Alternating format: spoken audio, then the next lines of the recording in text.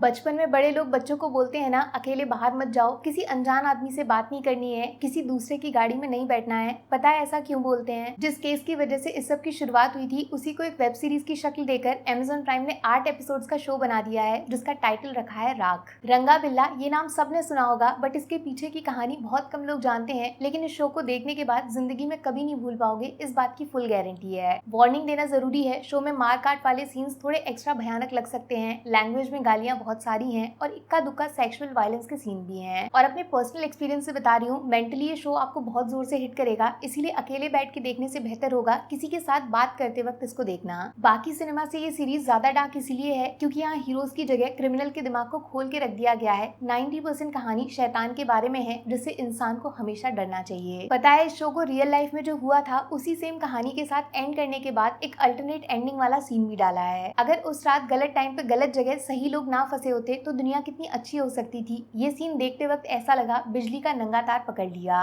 तेज भागता दिल्ली शहर अचानक से एक शाम रुक जाता है जब पुलिस को खबर मिलती है 2 गायब बच्चों के बारे में। फैमिली अमीर है, पोजीशन वाली है, तो पुलिस का एक्शन भी फटाफट होता है। लेकिन 1980 में सब हक्के बक्के रह जाते हैं जब 2 छोटे बच्चों की जंगल के कीचड़ से सनी लाश बाहर आती है। ऐसा काम सिर्फ एक जानवर ही कर सकता है और यहाँ शुरू होती है हैवान की कहानी। इस शो को बनाने में थोड़ा अलग स्टाइल ट्राई किया है क्योंकि पुलिस केस के पैरेलल दूसरी साइड क्रिमिनल्स की स्टोरी को भी step by step full detail में आगे बढ़ाया जाता है। नेगेटिव कैरेक्टर की डिस्टर्बिंग बैक स्टोरी सिर्फ बताते नहीं है कि 2 लोगों ने किसी को मार डाला, बल्कि दिखाया जाता है कि ये क्राइम करने की ताकत 2 मामूली इंसान में कैसे आ सकती है। लॉजिक के साथ एक्सप्लेन किया है क्रिमिनल थिंकिंग को, केवल बाकी दुनिया को नहीं बल्कि क्रिमिनल अपने साथ बैठे क्रिमिनल को कैसे कंट्रोल करता है, ये इस शो का एक्स फैक्टर है। हर क्राइम को करने से पहले इन दोनों की आपस में होने वाली बातचीत वो इस शो की सबसे डरावनी चीज है, क्योंकि ये किसी के भी साथ हो सकता है। पहले ही एपिसोड में रिवील कर दिया जाता है क्या हुआ है, किसके साथ हुआ है, किसने किया है, लेकिन क्यों किया, इसका जवाब लास्ट एपिसोड में मिलता है। और बीच के 6 एपिसोड में सिर्फ आपको नफरत करवाई जाती है इन दोनों से, ताकि आखिरी में इनके साथ जो हो आप सिर्फ उसको देखो नहीं, उसका जश्न मनाओ, खुल के ताली बजाओ। आगरा, दिल्ली, मुंबई 3 शहरों के बीच चलती है ये चोर पुलिस की कहानी और लगभग हर एपिसोड में किसी न किसी की लाश गिरती है। बहुत डार्क तरीके से प्रेजेंट किया है